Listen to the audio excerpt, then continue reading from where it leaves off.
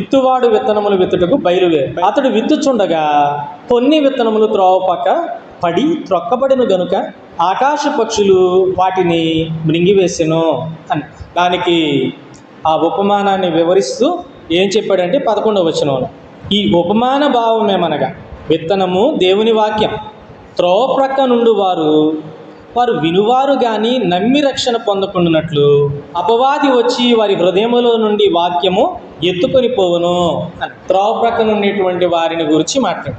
విత్తేవాడు విత్తుతాడు, విత్తనాలు చల్లబడతాయి, చల్లబడినటువంటి విత్తనాలని అపవాది ఎత్తుకెళ్ళిపోతాడు అని చెప్పి. ఒక దొంగ మన వస్తువులు ఎత్తుకెళ్ళాలనండి, ఎప్పుడు ఎత్తుకెళ్తాడు, ఎప్పుడు పట్టుకెళ్తాడు? ఉదాహరణకి మనం ప్రయాణం అయ్యాం, బస్ స్టేషన్లోనో రైల్వే స్టేషన్లోనో మనం ఉన్నప్పుడు మన వస్తువులు దొంగిలించబడతా ఉంటాయి చాలా సందర్భం. ఎప్పుడు దొంగిలించబడతాయి అని అంటే, ఎప్పుడైతే మనం నిర్లక్ష్యంగా ఉంటామో, ఎప్పుడైతే అశ్రద్ధగా ఉంటామో, ఎప్పుడైతే అజాగ్రత్తగా ఉంటామో అప్పుడు మన వస్తువులు దొంగిలించబడతాయి. మనం జాగ్రత్తగా ఉన్నామనుకోండి, మనం నిర్లక్ష్యంగా లేకుండా శ్రద్ధగా ఉన్నామనుకోండి, అశ్రద్ధగా లేకుండా శ్రద్ధగా ఉన్నామనుకోండి, మన వస్తువులు మనం కాపాడుకోండి. ఇప్పుడు అపవాది ఎత్తుకెళ్ళిపోయాడు అని అంటే అర్థం ఏంటనంటే, వాక్య విషయంలో త్రోవ పక్క పడినటువంటి వారు ఎవరైతే ఉన్నారో, ఆ హృదయాన్ని పోలినటువంటి వారు ఎవరైతే ఉన్నారో వారు నిర్లక్ష్య హృదయం కలిగినటువంటి వారు. అంటే ఈ భాగం ఏం తెలియజేస్తుందంటే, త్రోవ పక్క పడినటువంటి ఆ విత్తనాలు, ఆ నేల నిర్లక్ష్య హృదయాలను తెలియజేస్తుంది. ఎవరైతే దేవుని వాక్య విషయంలో నిర్లక్ష్యంగా ఉంటారో వారి యొద్ద నుంచి వాక్యం ఏం చేయబడుతుంది అని అంటే దొంగిలించబడుతూ ఉంటుంది. అశ్రద్ధ, నిర్లక్ష్యం, అజాగ్రత్త వాక్య విషయంలో చాలా చాలా నష్టాన్ని కలిగిస్తుంది. చాలామంది చూడండి, పోయిన వారం ఏం మాట్లాడుకున్నాం అని చెప్పి సేవకులు అడిగినప్పుడు చాలామంది చెప్పలేరు. కారణం ఏంటనంటే అది అప్పుడే పోయింది. ఎప్పుడు పోయింది? ఎప్పుడు విన్నారో అప్పుడే పోయింది. ఆ వారమే ఎత్తుకెళ్ళిపోయాడు సాతాను. మనం నిర్లక్ష్యంగా ఉండటం వలన సాతాను ఏం చేశాడనంటే అప్పుడే దాన్ని దొంగిలించేసి, కనుక నెక్స్ట్ వారం అది మనకు గుర్తుండదు. వాక్య విషయంలో జాగ్రత్తగా ఉండాలి, నిర్లక్ష్యంగా వ్యవహరించాలి. వాక్యం వినేటప్పుడే ఆ జాగ్రత్తని కనపరచాలి. వాక్యం వినేటప్పుడు దేవుడు మాట్లాడుతూ ఏమన్నాడంటే, ఇశ్రాయేలు జనాంగంతో మాట్లాడాడు. మనం చాలాసార్లు మాట్లాడు, కాగా నా మాట శ్రద్ధగా విని నా నిబంధనను మీరు గైకొని ఎడలా సమస్త దేశ ప్రజలలో మీరు మాత్రమే నాకు స్వకీయ సంపాద్యంగాను యాజక రూపమైనటువంటి రాజ్యంగాను మీరుంటారు అని చెప్పి. ఎప్పుడు స్వకీయ సంపాద్యంగా ఉంటారు? ఎప్పుడు యాజక రూపమైన రాజ్యంగా ఉంటారు? ఎప్పుడు దేవుని సొత్తుగా ఉంటారు అని అంటే, ఎప్పుడైతే దేవుని వాక్యాన్ని శ్రద్ధగా ఉంటారో, విని గైకొంటారో వారు దేవుని యొక్క సొత్తుగా ఉంటారని చెప్పి. కనుక వినేటప్పుడే ఏం చెప్పాడు అని అంటే, చాలా చాలా శ్రద్ధగా దేవుని మాటల్ని వినాలి అని చెప్పి. వినేటువంటి విషయంలో అశ్రద్ధ ఉండకూడదు. చాలామంది ఫెయిల్ అయిపోయేది ఎక్కడనంటే, దేవుని మాటలు వినడంలోనే ఫెయిల్ అయిపోతుంది. దేవుని వాక్యాన్ని వినలేదు. మిగతా విషయాల మీద ఉన్నంత ఆసక్తి దేవుని మాటలు వినడం మీద ఆ ఆసక్తిని కనపరచలేదు. కనుక వినలేనటువంటి వారిగా ఉంటారు. ఒక 40 నిమిషాలు, 50 నిమిషాలు, గంట సేపు వాక్యం వినడానికి చాలా అలసిపోతారు. అలాంటి వారు నష్టపోతారు. దేవుడు చెప్పింది ఏంటనంటే, దేవుని మాటలో చాలా చాలా శ్రద్ధగా వినాలి. ఎందుకనంటే చాలా విలువైనటువంటి మాటలు దేవుని మాట. ఆ విలువైనటువంటి మాటల ద్వారా చేకూర్చబడేటువంటి ప్రయోజనం ఏదైతే ఉన్నదో ఆ ప్రయోజనం వినలేనటువంటి వారు ఎవరైతే ఉంటారో వారు పొందుకోలేరు. వారికి ఆ ప్రయోజనం వారికి చేకూర్చబడదు. చాలా ప్రయోజనాలు ఉన్నాయి దేవుని వాక్యం వినడం వల్ల. ఉదాహరణకి, నెమ్మది లేని పరిస్థితుల్లో ఉన్నాం, దేవుని మాటలు ఏమిస్తాయి? నెమ్మదినిస్తాయి. బలహీనంగా ఉన్నాం, దేవుని మాటలు ఏం చేస్తాయి? బలపరుస్తాయి. మన ఇంట్లో ఎవరినో కోల్పోయి ఉన్నాం, దేవుని మాటలు ఏం చేస్తాయి? ఆదరిస్తాయి. ఈ ఆత్మలను రక్షించుటకు శక్తి గల వాక్యమును సాత్వికముతో అంగీకరించుడి అన్నాడు. వాక్యంలో ఉన్న శక్తిని చెప్తున్నాడు. ఏంటి వాక్యంలో ఉన్న శక్తి అని అంటే, బలహీనంగా ఉన్నటువంటి నిన్ను బలపరచడం మాత్రమే కాదు, ఆదరణ లేనటువంటి నీకు ఆదరణ ఇవ్వడమే కాదు, నెమ్మది లేని పరిస్థితుల్లో నెమ్మది ఇవ్వడం మాత్రమే కాదు, వాక్యము రక్షణిస్తుంది. ఎవరైతే ఆ వాక్య విషయంలో రక్షణ ఇచ్చేటువంటి శక్తి ఉందండి దాంట్లో, ఎవరైతే ఆ వాక్య విషయంలో నిర్లక్ష్యంగా ఉంటారో దాని ద్వారా చేకూర్చబడేటువంటి ప్రతి ప్రయోజనానికి కూడా దూరం అయిపోతుంది. మొట్టమొదటిగా వినడం చాలా చాలా చాలా చాలా జాగ్రత్తగా చాలా జాగ్రత్తగా వినాల్సినటువంటి అవసరం. వినడంలో ఫెయిల్ అయిపోదు. విననోళ్ళకి ఏం తెలుస్తాయి? జాగ్రత్తగా విననోళ్ళకి ఏం తెలుస్తాయి? ఏమీ తెలియదు. మాట్లాడేవాళ్ళు మాట్లాడేస్తూ ఉంటారు, వాళ్ళు అజాగ్రత్తగా వింటూ ఉంటారు. సంవత్సరాల తరబడి కార్యక్రమాలు జరుగుతూ ఉంటాయి, కానీ వారిలో వారికి ఇసుమంత లాభం కూడా దాని వలన కలగదు. పైగా ఇసుమంత ఎదుగుదల కూడా వారిలో ఉండదు. వాక్యాన్ని సరిగా వినలేకపోతే ఇసుమంత ఎదుగుదల కూడా వారిలో ఉండదు. చెప్పాడు, మీరు బోధకులుగా ఉండవలసిన వారై ఉండగా మరలా ఒకడు వచ్చి మీకు ఆ మూలపాఠాలే బోధిస్తున్నాడు, ఆ మూలపాఠాలు వినేవారిగానే ఉంటున్నారు మీరు అని చెప్పి. ఎందుకు సంవత్సరాలు అయిపోయినా మూలపాఠాలు వినేటువంటి స్థితిలోనే ఉన్నారు? బేసిక్స్ లెసన్సే ఎందుకు చెప్పబడుతున్నాయి? ఎప్పుడు చెప్పినా బేసిక్స్ అని. ఎందుకనంటే అసలు వినేటప్పుడే సరిగా వింటలేదు. విననప్పుడు ఏం తెలుస్తుంది? ఏం ఎదుగుతారు? ఎదగదు. కనుక చెప్తున్నాడు, మొట్టమొదటిగా వినే విషయంలో నిర్లక్ష్యంగా ఉండొద్దు, అశ్రద్ధగా ఉండొద్దు, దేవుని మాటల విషయంలో అజాగ్రత్తగా ఉండొద్దు. ఉంటే మీరు ఫలించరు. నేనైతే క్లియర్గా చెప్తున్నా అని చెప్పి యేసు ప్రభు మాట్లాడడం అనేది జరిగింది. తర్వాత వినేటప్పుడు మన లక్ష్యం అంతా కూడా చెప్పేటువంటి మాటల మీదే ఉండాలి. ఎక్కడెక్కడో మన లక్ష్యము ఉండకూడదు.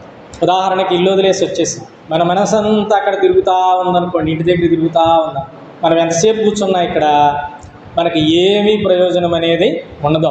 వీరి వల్ల డబ్బులు పెట్టి వచ్చాం, అక్కడే తిరుగుతూ ఉందనుకోండి, మన మనసు అక్కడే తిరుగుతుంది, ఖచ్చితంగా తిరుగుతూ ఉందనుకోండి, మనకి సుమంత ప్రయోజనం కూడా ఉండదు. తర్వాత ఆదివారం తినడానికి ఏదైనా తెచ్చుకుంటాం, ఇక్కడ నుంచి వెళ్ళి తెచ్చుకోవాలంటే లేట్ అయిపోతుంది, ఇక్కడ నుంచి ఏదైనా తెచ్చుకోవాలంటే వెళ్ళి లేట్ అయిపోతుంది. మనకి ఇక్కడ అయ్యేసరికి 1-1:30 అయిపోతుంది. అప్పుడు వెళ్ళి తెచ్చుకుని వండుకుంటే 5 అయింది తినేసరికి.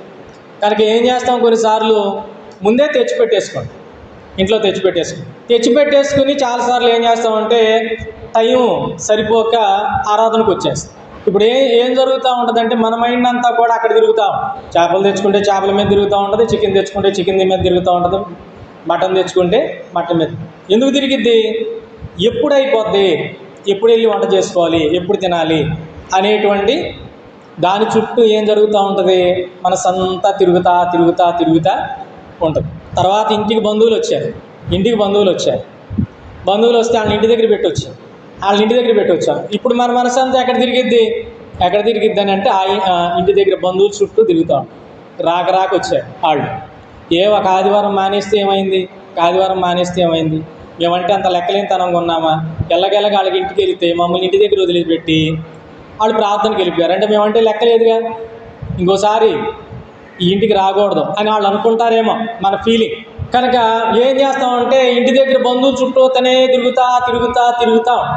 ఇప్పుడు మైండ్ అంతా ఎక్కడెక్కడో తిరుగుతుంది అనుకోండి. చెప్పే మాటల మీద ఏం లక్ష్యం ఉంటుంది? చెప్పే మాటల మీద ఏం గురి ఉంటుంది? ఉంటుందా?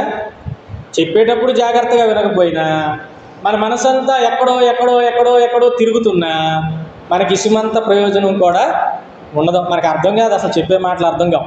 చెప్పే మాటలు మన లోపలికి వెళ్ళవు. దానికి సంబంధించినటువంటి ఆ ఫ్లేవర్ ఏదైతే ఉంటుందో అది మనలో ఉండదు.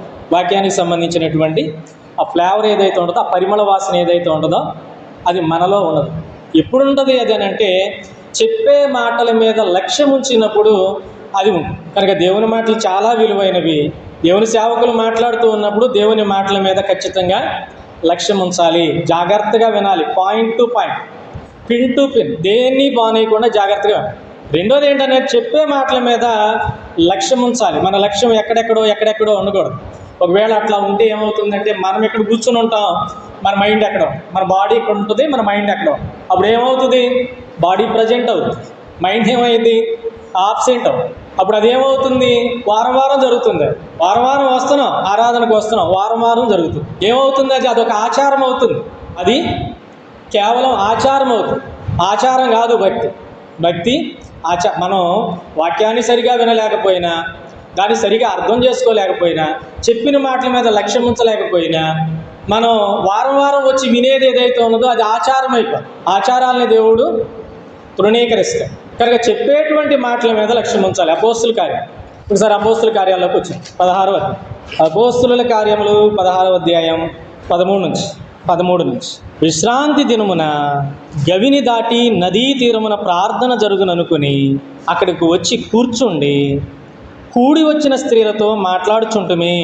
అప్పుడు లూదియాను దైవభక్తి గల ఒక స్త్రీ వినుచుండెను.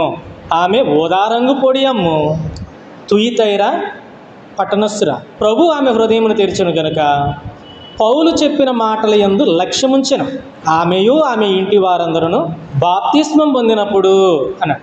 వాళ్ళు ఏం చేశారు అని అంటే ఆయా ప్రాంతాలు తిరుగుతూ మాసిదోనియా ప్రాంతంలో ఒక ముఖ్యమైనటువంటి పట్టణం ఫిలిప్పీకి వచ్చారు. ఫిలిప్పీ పట్టణానికి వచ్చినప్పుడు అది విశ్రాంతి దినాన నదీ తీరాన ప్రార్థన జరుగుతుందేమో అని చెప్పి ఆ స్థలానికి వెళ్ళినప్పుడు కొందరు స్త్రీలు వారి మాటలు వినడానికి కూడి వచ్చారు. వారితో పాటు ఒక స్త్రీ కూడా వచ్చింది. ఎవరు అని అంటే లూదియా. ఆవిడ పేరు లూదియా. ఆవిడ వ్యాపారం చేసుకునేటువంటివి. ఏమమ్మిద్ది ఆవిడనంటే ఓదారంగు పొడిని అమ్ముతుంది. అందరూ దేవుని మాటలు వింటున్నారు. ఆవిడ కూడా ఏం చేసిందంటే దేవుని మాటలు వింటూ ఏం చేసిందంటే పౌలు చెప్పేటువంటి మాటల యందు ఆవిడ లక్ష్యముంచిందండి.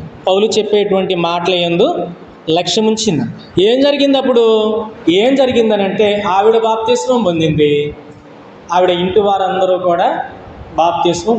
అంటే లక్ష్యం ఉంచితే ఏం జరుగుతుందంటే కార్యాలు జరుగుతాయి, ఫలింపు ఉంటుంది. లక్ష్యం ఉంచితే ఫలింపు ఉంటుంది. లూదియా ఏం చేసిందంటే వ్యాపారస్తురాలు తన వ్యాపారం మీద లక్ష్యం ఉంచలా. అయ్యో విశ్రాంతి దినం జనాలు బాగా ఎక్కువ ఉంటారు నదీ తీరాన, ఈ టైంలో వ్యాపారం మానేస్తే ఎలాగా, నేను ఈరోజే కదా మంచి వ్యాపారం జరిగేది నాకు అని చెప్పి వ్యాపారం మీద లక్ష్యం ఉంచలా. తన లక్ష్యం అంతా కూడా చెప్పే మాటల మీద ఉంచి ఫలితం పొందుకుంది. ఈరోజు కూడా మనకి చాలా ఉంటాయి. మన లక్ష్యం వాటి మీద ఉండకూడదు. వాటి మీద మన లక్ష్యం ఉంటే ఫలితాన్ని పొందలేం. ఎప్పటికీ ఫలించం. మనం సరిగా వినలేకపోయినా, శ్రద్ధగా వినేటువంటి వారిగా మనం ఉండలేకపోయినా, దేవుని మాటల్ని మనం దేవుని మాటల మీద మనం లక్ష్యం ఉంచకపోయినా మనం ఎప్పటికీ ఫలించం. ఎప్పటికే ఆ ఫలాలు మనలో ఉండవు. దేవుడు కోరేటువంటి ఫలాలు మనలో ఉండవు. మొట్టమొదటిగా దేవుడు కోరే ఫలాలు మనలో ఉండాలంటే మంచిగా దేవుని మాటల్ని వినేవారమై ఉండాలి. వాటి మీద లక్ష్యం ఉంచాలి.